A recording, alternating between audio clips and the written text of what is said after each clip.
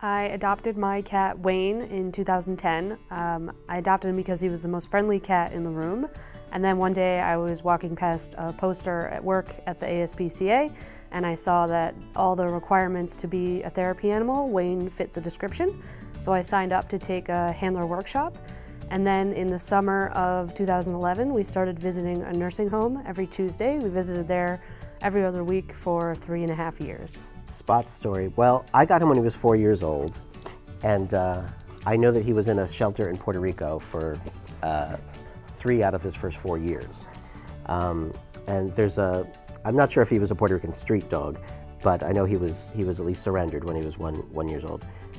He obviously did very well in the shelter in Puerto Rico because he came to me so loving and calm and well-adjusted, and literally flew on a plane, got dropped off at my apartment, and the first night he was there, he just curled up and said, "Okay, I live here now." I get so much reward from my current role. When I was visiting with my cat, we had some pretty spectacular one-on-one moments with some of the seniors that we visited. There were people who were recovering from a stroke who suddenly had a breakthrough in their mobility.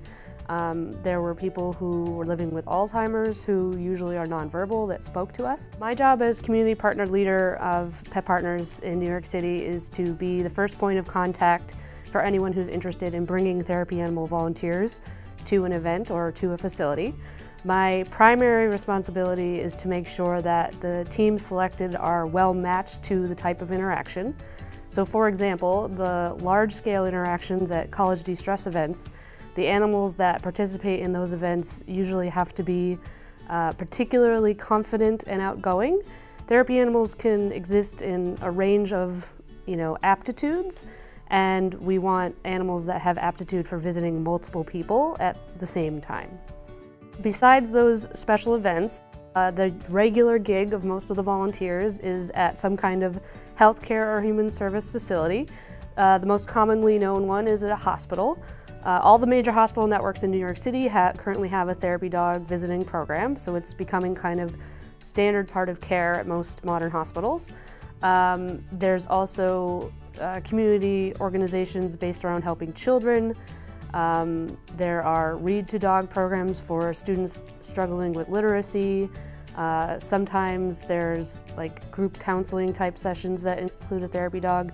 Some psychological professionals include therapy animals in their practices as well.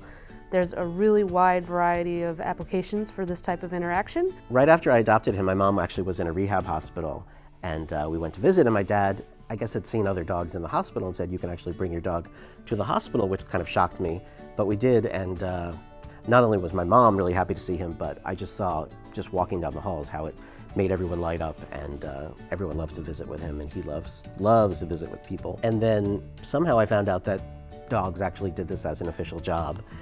So I did a little research, and it took some time before I found Pet Partners. The first thing we did was do a handler workshop over a weekend, which taught us a lot about identifying stress signals when the dog is getting stressed out, when he's uncomfortable, when he's had enough. Which is very important because you want to make sure that the dogs are comfortable and safe, and you want to make sure they don't get agitated, or that's when an accident could happen. And a big part of the training is understanding that it's not just the dog doing this work, but you're a team. So you need to work together as a team. They will simulate some of the situations that the dog might encounter when visiting a hospital, hearing loud noises, meeting strange people, making sure they're okay if people sort of pet them in a clumsy way, and just making sure that they're going to be comfortable in any situation that they might encounter. Now most of my job is enabling those types of breakthroughs all around the city for different populations. I'm kind of the beginning of the process for someone who wants to get into this volunteer work, and we host over 100 evaluations a year. So now I'm, contributing to that work in a much greater capacity. Well, I think it was a happy collaboration that started through some research that we did here at FIT. We found out that Pet Partners was a national organization, so they've been on the animal therapy scene for a while. And they had their affiliate office here through the ASPCA in New York. and we were just very impressed with the research that we found about Pet Partners. We knew they had a variety of different animal teams available, so not only dog teams, but also cat teams and bunny teams, so we liked that they had a lot of variety. A huge advantage for us because this was a new event that we were bringing to campus, and we needed help and guidance in terms of how to run the events, and in particular how to make sure that the events were fun and stress relieving for students, but that they also helped ensure that the animal therapy teams were safe, were not feeling overwhelmed at events, and that it was comfortable for them as well. For each event, we reach out to Maura, and she again is the contact person through Pet Partners, and she really helps us recruit teams for our events, which is a huge piece of this. All of the teams come to the events on a volunteer basis, so they come out of the goodness of their heart. They take their own time to come to our events. So she and Pet Partners do a fantastic job with recruiting animal teams for our animal therapy events. Over the years, we've set up a sign-up process for the events because they're immensely popular, and we get a huge response from students. It's really wonderful to know that my work, even though I'm not directly experiencing the interactions anymore, I'm helping enable them. Mostly for me, it's the joy that he gets in meeting new people.